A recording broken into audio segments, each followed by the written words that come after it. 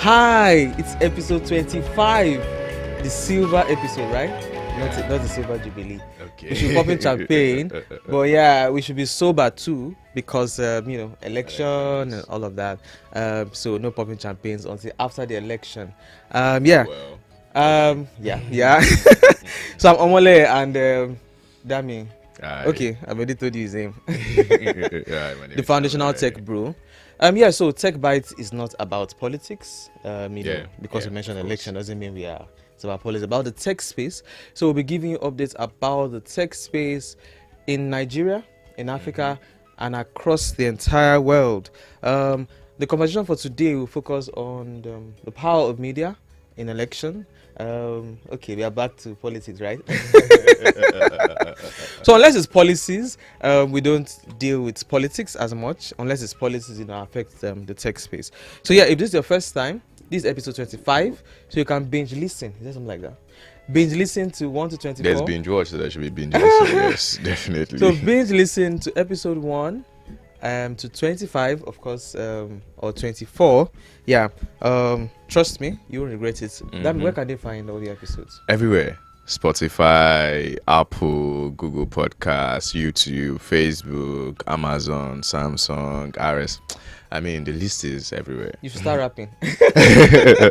What of TikTok? Nah. But you see our videos, you can follow us on TikTok at Technext.ng. Trust me, you won't regret it. So like, comment, share, subscribe, do everything, right? Share your feedbacks. So now let us go around the world of tech in 10 minutes. Dami, do us the honors. All right. So first on our list is still in sync with election matters, So NCC, which is Nigerian Communications Commission, has unveiled a toll-free call number for Nigerians for the election. So if you don't know, the Nigerian presidential election is to take place tomorrow. Yeah, 25th of February.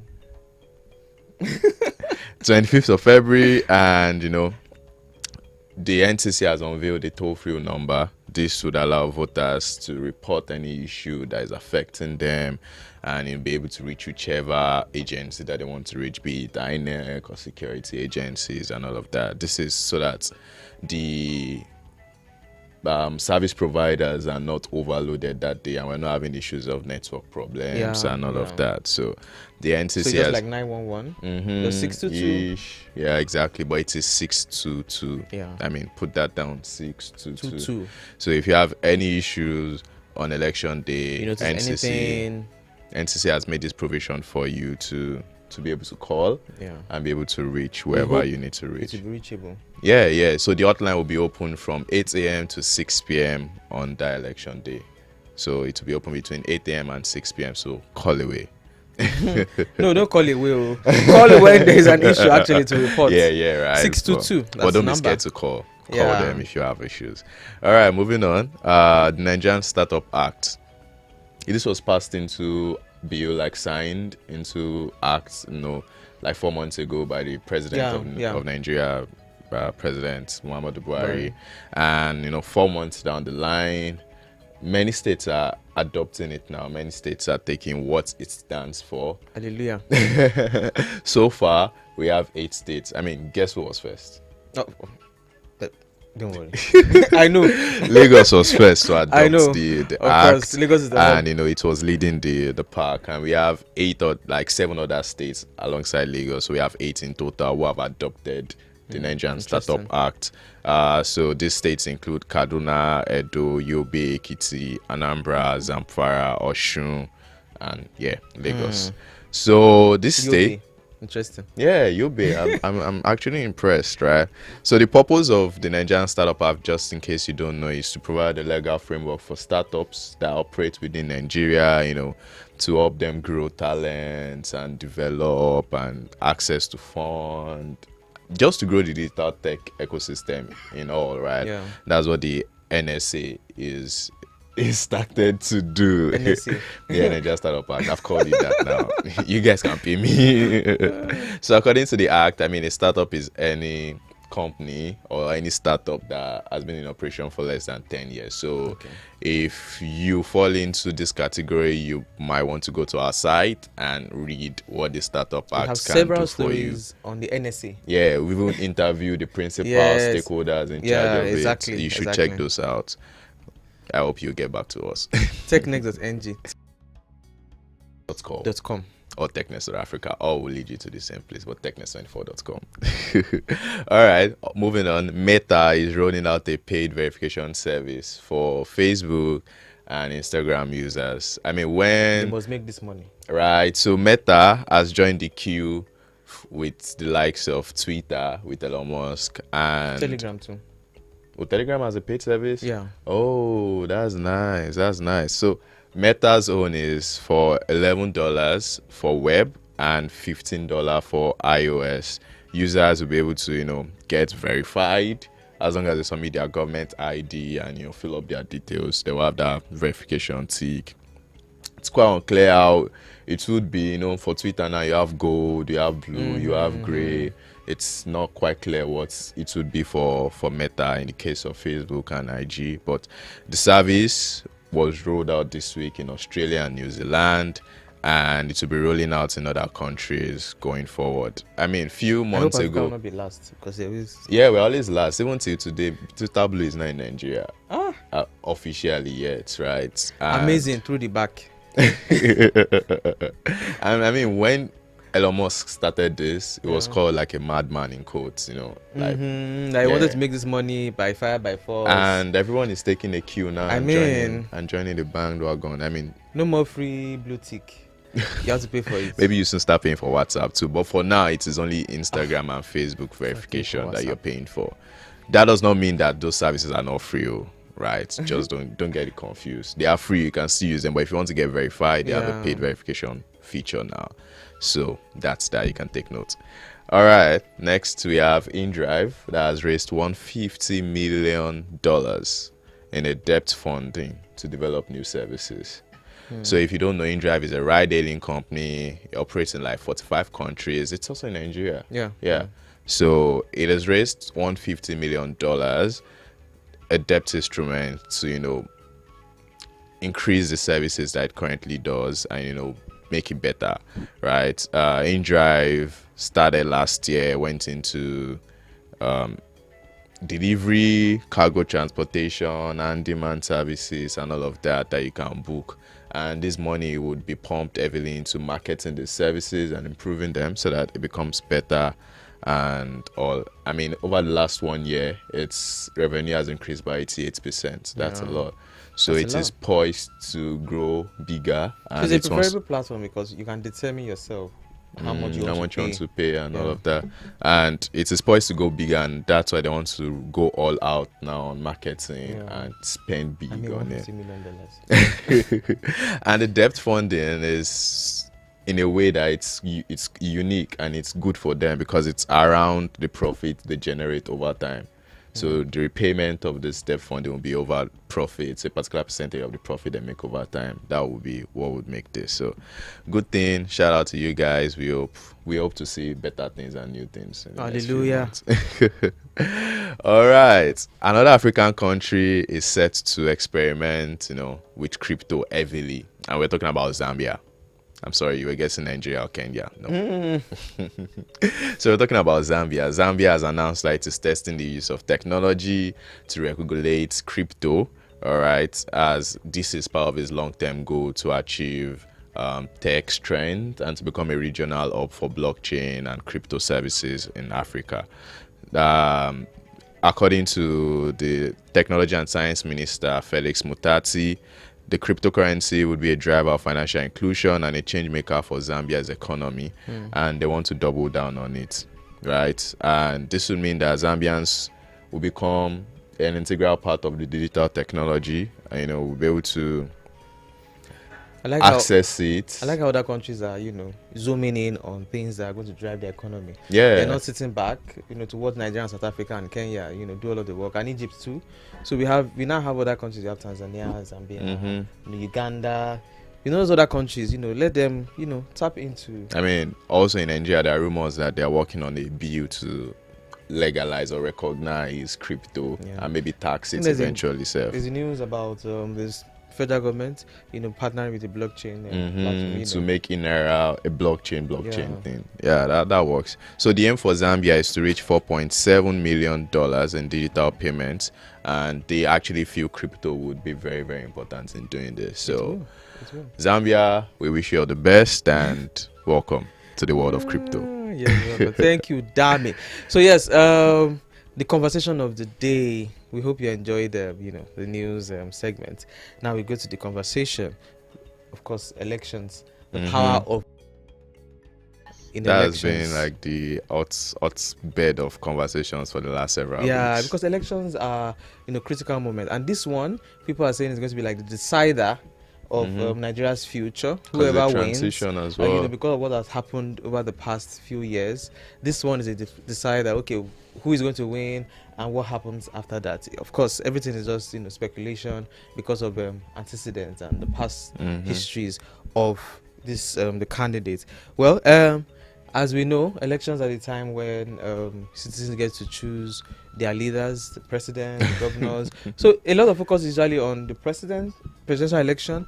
People forget that there's a governorship election, the people representing them. I think focus are always on reps, president and governor.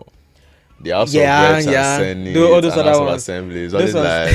I think some people don't even vote for those ones. They don't even bother. Once it's president, that's all. Yeah, so as the elections continue to, you know, happen, some things are changing, like the media landscape also changes, and social media and online advertising, you know, for political campaigns too also has evolved over the years. That is why there has to be focus on it, so that, you know, we discuss all this, and because social media has been used to spread the manifestos of these candidates, but also propaganda, also good, the bad, the ugly. Exactly. Disseminate misinformation, you know, so a lot of things. So there are two sides, there are always two sides of it, and of course we know that social media and online advertising have become a crucial part of the political processes. I mean, we have seen movements. We've seen the obedience movement. We have seen the BAT movement. There was Articulate in 2019. There was there was change. There was change in 2014. You know, a lot decided before that, but it became more popular. At least I know that it became, from my end, I think that it became popular from 2014. You know, really change, APC change. You know, those cartoons. So overall, the media role in election has evolved. You know, with the changing media landscape, and so the media acts like, we call it the fourth realm, but it's also fourth realm, which means the watchdog. Providing citizens information they need, you know, to hold their leaders accountable and make informed decisions. To zoom in on the conversation today, we have Kola Muhammed, who is a writer and editor with presence across local and international media. He's passionate about trends in the domains of politics, entertainment, and technology. He currently oversees editorial operations for polls in 6 African countries. Wow. 6 African countries. So now to the questions. I'll take the first one. You know, sometimes when we talk about media in Nigeria, we see words like distrust, political bias, and we've seen a lot of that, especially during this election. But still, people look up to media houses, to get information Wow. and to filter. And for media houses to filter the noise and continue as the fourth realm, what exactly do they have to do, to make sure that they are still the people who give the public the information that they need, to make informed decisions? Yeah. All right, thank you. It's good to be here. So concerning how media houses are able to filter the noise, how people have still been able to rely on them for information, for news, even for opinion shaping. I think first it will come from a place of having no other option. I mean, what other option do we have apart from the media? I mean, do we? I don't think we have many other options. So I mean, media houses know that. I mean, without the media, there is no media. So the only difference is just the traffic that each media house attracts. So I mean, I don't want to mention names now, but there was a time that a certain TV channel was top of the world, and then during the NSAS coverage, another TV channel rose to the top of people's awareness, top of people's consciousness. I mean, so it tells us that I mean the only thing that changes is that people change is the allegiance of people from one media house to the other. I mean the trust, but of course there is no way we can do without the media. And another thing to note is that media operations in Nigeria run in such a way that it's difficult to be independent of sponsorship. So when it's difficult to run independent of sponsorship, I mean, we are not subscription based like Western media. So it becomes easy to not concentrate on the people and to concentrate on your sponsors, on your principals, I mean, on your patrons. So it becomes easy that way. I mean, of course, if I know that Omoru is the one paying my salary and people are saying bad things about it, would I take it to heart? I will believe Omoru who is paying my salary over the people who are not paying my salary. So it's that way. I mean, you see front pages of newspapers. I mean, especially in this period, you see a political party buying out the entire front page. That's a lot of money in a day. That could be like some up to 5 million naira, depending on the coverage of the front page. So if one person pays like 5 million naira in a day, and they do it for like 7 days in a week, I mean, that's a lot of money. No matter how depreciated the naira is, even though you can't withdraw it, it's still a lot of money. So, I mean, it becomes easy for these media houses to filter out the noise from the people because they know that those people, even though they still need their traffic, that is not where the bulk of income is coming from. If our media were to be subscription based now, where you know that if you say one nonsense and you can lose like 100,000 subscribers in a day, I mean, you would think twice before publishing anything. But if you know that whatever you say, would not want to go against your sponsor. You will not want to go against your principal. I mean, you will not care about the people. You care about your principal. And in this country, particularly, we know that many political bigwigs own media houses. We have them all around. I mean, it's been happening since the time of the Awolowo. Awolowo has the Nigerian Tribune. Nnamdi Azikiwe had the Western Pilots. MK Abiola had the Concord. I mean, I can go on, and even to the ones that we know presently, without the need to mention names. So I believe these are some things that have been shaping media operations across Nigeria. Let me stop. Yeah, thank you, Kola.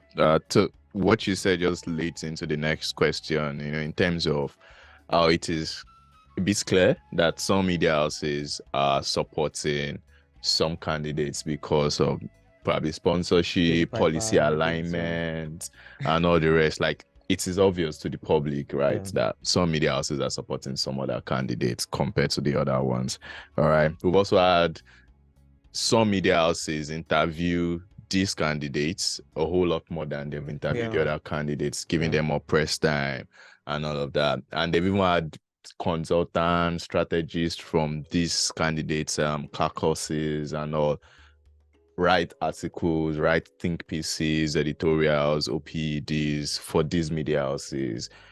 how do all of this shape into the public distrust for the system, like for the media system itself? Like, because people see this, people know it is happening.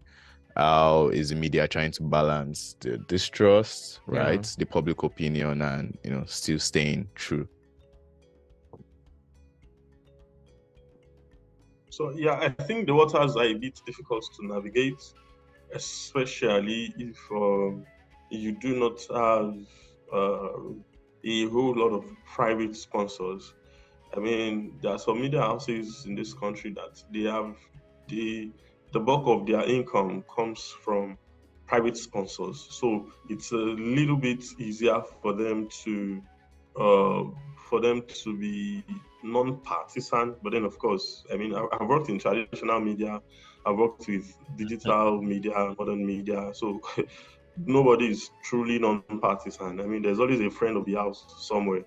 I mean, we all see that every day. So it's like I said, there's the place of indispensability of the media. I mean, we still know that no matter how biased these people are, I mean, we still have to consult them for information, for news, even for opinion shaping. And at the same time, it is not possible for a media house, I mean, a serious media house, to be partisan all the time. So there are some times that it is not your candidate or it is not your sponsor that is the affected party or that is the party in question. So it is easy for you to take an impartial stance and say that, oh yeah, this is what should be done, and then you write opinion pieces on how things are not to be done and this and that. I mean, permit me to mention a name now. When Femi Adesina was the editor of the Daily Sun, I mean, he wrote out a lot of opinion pieces. We had the likes of Tolu Ogunlesi who put out a lot of opinion pieces, and they seem to have made a lot of sense there. But when you see opinion pieces from Femi Adesina now, he's likening the federal government to Manchester City, how they will start the season woefully because they will be champions. I mean, so you would see that someone who used to be impartial before now has become an avid football fan because of the federal government. So so the thing is just that it's up to us, the people. Let me use us, the people, now, to know how to filter these things. I think with time, our political consciousness is growing to the point that we're able to filter out that, oh, this media house at this particular point in time, they make sense. At this particular point in time, they are biased. They have people they support. So, and then, like I said, all media houses can't be partial at all times. There are some people that, since their sponsors are not affected, I mean, of course, we know that they give balanced opinions, and when their sponsors are affected, they can be prejudicial. So I think it's up to us to just know how to filter out these things as people. All right. Yeah. So you mentioned you use words like indispensability, the role of the media. And we know that social media is now playing a very big role. Very big role. As we mentioned earlier, we saw change. The mantra change in 2014 and 2015. We saw articulate in 2019. Yeah. We are seeing the obedient movement now, and we are seeing BAT. I don't know if there's another one. Yeah, Kwankwansia. Okay. Yeah, articulate did not come back. I don't know why. But this was good to show that social media is now playing a very big role, and this will continue to expand as more people start using social media. So the question here is, what can you say is the role of social media during the elections? To pick it from where you stopped, social media is growing in its influence on the political space in Nigeria. I mean, right now, according to Statista, there are about 32 million social media users in Nigeria. And going by the youths, the number of youths on the registered voters list for this coming election, we have about 37 million youths. So that's to tell you that, of course, I'm not saying that the number of social media users are all youths, but we can all agree that youths carry a significant percentage of the number of youths, the number of users rather, So, and in 2019, the total number of people who voted, I mean, for the presidential election, now they were 28.6 million, according to INEC now. So I'm giving you these numbers to show that there's not much disparity in the number of social media users, number of registered youths, and the number of voters for presidential election. So, and I can tell you that this gap will continue to close until it gets to a point where the number of social media users far outranks the number of voters at an election.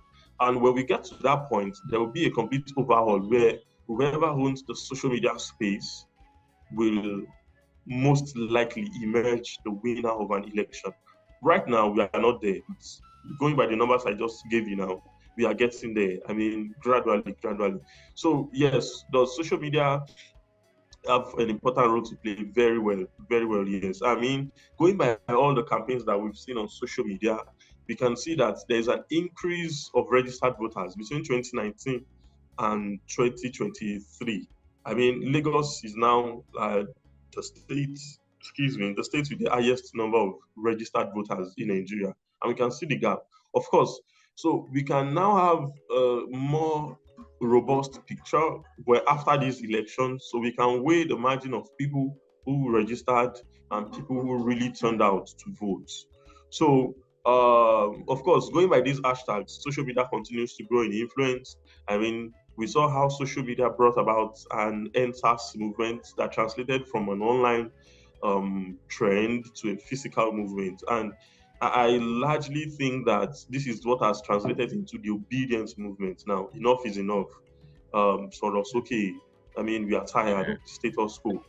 So, and I think that we are going to see, like I said, we are going to see a physical impact during these elections.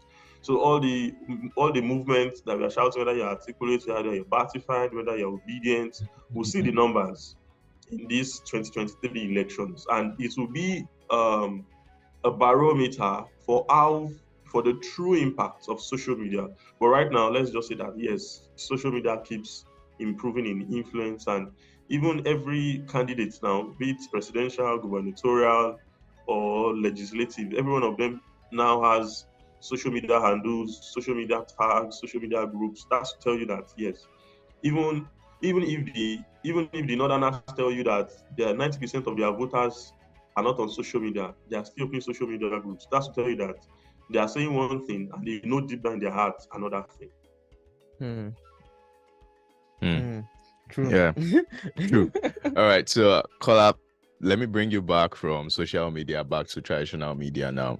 So the social media platforms, right? If there's one thing they've done over the last several years is implement, election policies around adverts, around, political adverts, especially towards the time of elections, right? They're always special third-party independents, fact checkers, and all of these things.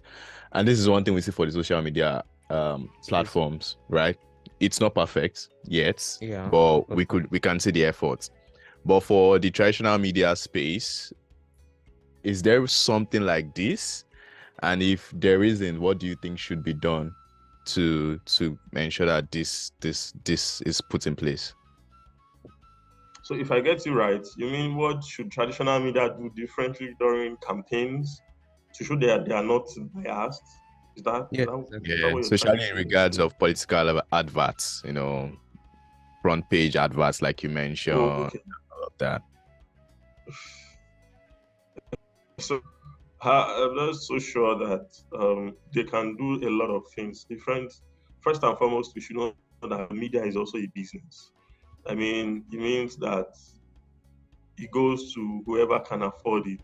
So it is why the likes of PDP and APC will forever continue to trample in the ground lower political parties, because not all of them can afford this kind of sums. I mean, to do campaigns, especially a full page advert in a newspaper costs on the average 700 to 800,000 naira for a day, for just one day. So you can imagine that if you want to do for like a week, you can know how much that's times 7. That's give or take some Some like 7 to so like 6 to 7 million naira. And if you want to do front page adverts won't cost you less than 3 million naira, and you could spend up to 5, 6, 7 million naira for a day. So if you want to do it for a week, I mean, you need to know how your net worth will not be a millionaire in naira. You have to be a millionaire in dollars or in pounds. So it is, like I said the other time, that our media operations in Nigeria are largely sponsorship based. Yeah. So it means that media houses are often left without much choice into who should be their patrons and who should not be patrons. So whoever can afford them automatically, becomes a friend of the house. So, and we are all humans. I can't come to you with an advert. I come to Technext with an advert and I say, oh, how much do you guys charge for a banner advert? And then you say 1 million naira. And then I subscribe for 3 months straight up and I pay you up front. Mm-hmm. Okay, yeah. All right, yes, please go on. All right, so the crux of what I've been trying to say is that the mode of operations of media in Nigeria has to experience some significant shift. I mean, shift from sponsor-based to subscription-based. I mean, we are seeing the likes of West Africa Weekly, that's by David Undeyin. We are seeing some outfits like Humango, Data Fight, Premium Times, FIJ by Fisayo Shoyombo, that they are not heavily sponsorship based. So it's become easier for these people to be more impartial, to be non-partisan.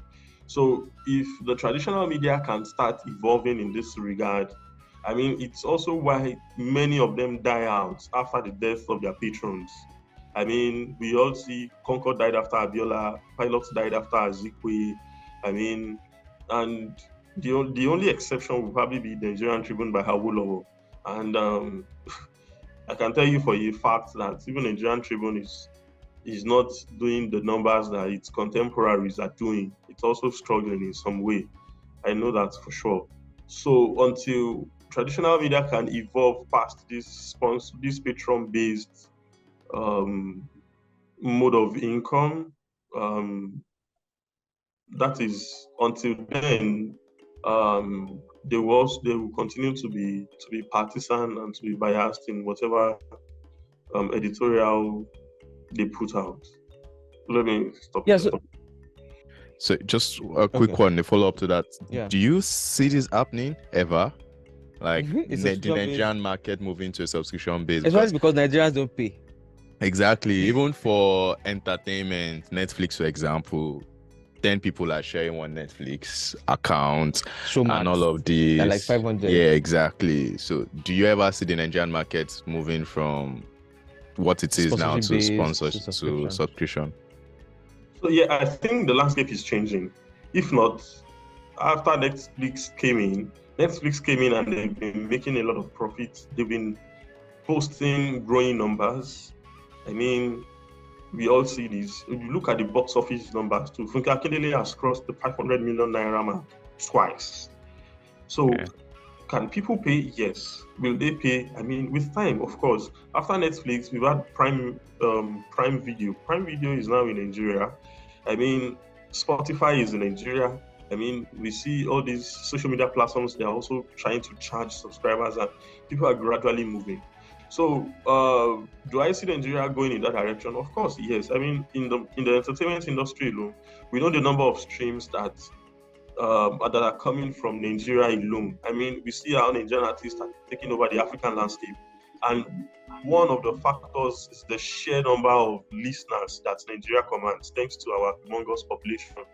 So it may not be rapid, it may not be sudden, but yes, I see Nigeria going in that direction. Great. Okay. Hallelujah. So this next question is different. It's about accountability, which is a dead concept in Nigeria. A lot of politicians just want to enter office, share money and fill their pockets. It's your turn. Exactly. What's that word? No. So yeah, that's all they want to do. They want to get the benefit of office and and go and retire somewhere. But the media is there. So how can the media hold? How do you say the media should hold these politicians accountable, especially during election campaigns? So yeah, I think we have some initiatives on ground that are doing this. Thanks to Omole, I'm aware of Y Monitor, and I'm aware of some other NGOs that are doing stuff like this. So I think we need more initiatives on ground, because we have about 774 House of Rep members. We have 109 senators. So I mean, going by the legislature alone, that's a whole lot of number. I mean, you can't leave that to 2 or 3 initiatives or NGOs to do. I mean, that's a lot of ground to go. And not to talk that we have 36 states in Nigeria and an FCT. So we need more initiatives on ground. The ones on ground that are barely enough to hold politicians accountable. I mean, in the northern part of Nigeria, we still see politicians who have been in the Senate since 1999 till now. I mean, they see it as some sort of birthright. Yeah. I saw one the case with Ahmed Lawan. I mean, Ahmed Lawan has seen it. I'm name calling this one. Ahmed Lawan has seen it as some sort of birthright. He lost it to Machina, and then still went to the courts, and still Supreme Court found a way to get it back. Yes, I mean the judgment was spurious. It was ridiculous. I'm not a lawyer here, but I mean we all know bullshit when we see one. But so that's to tell you that. So can we say that has anybody held Ahmed Lawan accountable for what he's done since 1999? Does it mean that he's the only person from that region who could do it? So, like I said, we need more hands on deck. We need more initiatives to spring up, more monitoring from media houses across the territorial landscape of Nigeria. So, the more hands we have, the easier it will be to hold politicians accountable. Some politicians are in the blind spot. They know nobody sees them. They know that nobody takes attention of what they do. So they just go there and then they just sit back. I've been following other papers' rating of legislators, of lawmakers, and then you see some people, in the entirety of 4 years, they have a quarter bill that they've raised. A quarter, not even a full one. So it means that a team of 4 people raised one motion in the entirety of 4 years. That's ridiculous. I mean, for 4 years, so it means they're just collecting sitting allowance. I mean, just going there to fill the crowd. So, so the bulk of attention is always on the president and the governor, and which I think is not supposed to be. And I also think that the media is doing a good job when it comes to the presidency and when it comes to governorship. I mean, we see how incumbent governors are losing elections across the country. We saw the one that just happened in Osun State. So that's to tell you that people are becoming aware thanks to the media. So I think we only need to replicate that efforts across board. Okay, good. So yeah, another part of election, this one in terms of the election day itself. So for a very long time, we always hear people talk about my vote no count. They don't sabi who go win already. Why they waste my time? Exactly. The person that will win is already picked. Some people we already know the winner. Exactly. And people don't want to go out on that day to vote, to cast their vote, or even step out of the house. Who will sit down in front of the TV and everything. And social media has been, pushing, especially with this whole movement, the OB movement and all of that. People are pushing that you should actually go out to vote that day and all, right? But we know that social media is limited. I mean, out of the about 90 million registered voters, or it's something million. Yeah, just like 32. 93.4 million. Exactly, just like 32 million are online. So the remaining 60 million, they are not. So what role do you think the media should actually play or does play in ensuring that there is massive voter turnout on election days? We don't want to hear 90% voter party this time. I mean, it's a bit late, but we have 2 days. Yeah. We have a day to the election, right? What role do you think media can play?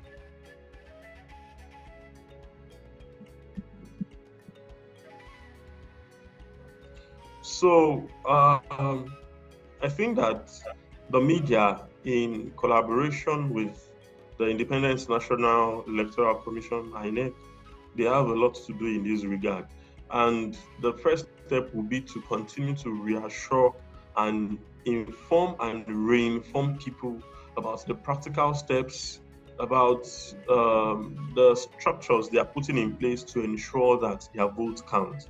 I mean, of course, these beavers should go a long way in ensuring that there is no electoral discrepancy. But then, I mean, it's a case of taking one step backward and take 2 steps back, and one step forward and take 2 steps backwards. I mean, we saw the case with Osun election, and then we saw accusations of overvoting. I mean, that's why Boyega Oyitola won the tribunal, and they've moved the case to the appeal court right now. So it tells you that even though Vivas was used, there were still cases of overvoting. I mean, so why should INEC even take an overvoting or an overvoted results in the first place? So that's to tell you that there are still faults in these things. And these are some of the things that consistently discourage the people. And it's why people can easily come to the conclusion that, see, whether I vote or not, they know people who would win. But then, like I said, INEC and the media have a lot to do. I mean, of course, there is no structure that does not have its flaws. And the beauty of these things, I mean, just like with the mobile applications, there's always upgrading. Like people, there's a version 1.0 today, 2.0 tomorrow, bugs being fixed and all. So while they're assuring people through the media, I mean, people, so this significance of it, we should be seeing them that, oh yes, these things are working. I mean, we've moved from voters registered to card readers to beavers, and it still seems that there are still discrepancies. I mean, of course, there's also the perennial challenge of vote buying. So I think the media have one core responsibility of the media is to also ensure that they are painting a positive light of the institutions in charge of elections. I mean, not just even INEC now. I mean, Yeah. in this regard, we saw the outrage that met when MC Oluomo volunteered his people to transport like what? Yeah. So I mean, it's just like, giving your meat to a cat to watch over. I mean, we all know what will happen. Well. So all right. I mean. Okay, so the last one. Yeah. Is about the relationship between politicians and the media. We like to call them the elephants in the room now. So yes, so can you describe the relationship between the politicians, especially during this period, and the media, considering that there is a the people there. So how does this relationship affect what happens, as I say, this election is the country's decider of the country's future rather. So that relationship, how does it affect this electoral process? Yeah, the process, what people think and the people itself. So yeah, I mean, obviously when it comes to the media, the bulk of the attention goes to the person who can pay the most. I mean, it's why no matter where you turn, when you look at billboards, when you look at flyers, even when you get to social media, there are certain names you would see. When you go to Twitter trends, some names are virtually constant. I mean, you would always see them. While some are organic, some are not necessarily not. I mean, of course, we know money can buy these things. So when it comes to the relationship between politicians and the media, in these times it's a bit precarious because politicians are doing their best to ensure that they are the face of the media. Everywhere you turn, you see them. Everywhere you go to, you can't avoid them. They are in your faces. They are screaming at you, even when Even when you want to switch off your phone, you see their logos. Their It's crazy logos, at I this mean, point. smirking. So you can it's a precarious one, and ultimately it's left to the people to say that, see, if you like appear to me in my dreams, I'm going to vote for, I'm going to vote for.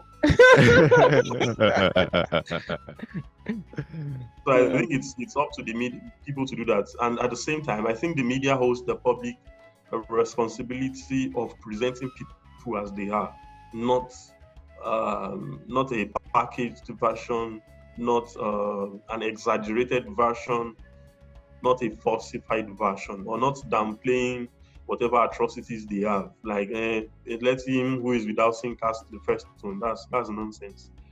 So I think the media holds the public that responsibility.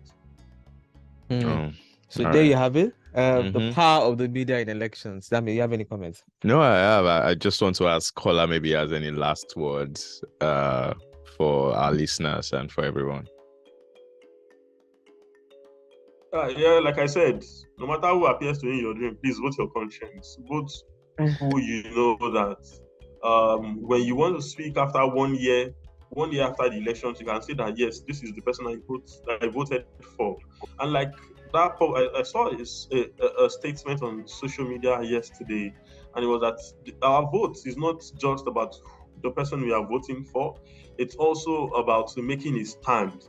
That, oh, okay, I'm tired of the status quo, I'm tired of corruption, I'm tired of this, I'm tired of that. So when I want to talk in a year's time, I can say that this is the person I voted for, even though the person didn't necessarily get into office, but this is my stand and this is what I stand for. So I think we should also bear that in mind when we want to cast our votes. All right, thank you so much, Kola. You can just give us your handle so the conversation continues after now. Your handle. All right. My Twitter handle is Kola Collington. KOLAKOLLINGTON. And you can find me with the same on Instagram and on Facebook. See me, Kola Muhammed. I'm always the number one on that list, on any LinkedIn list.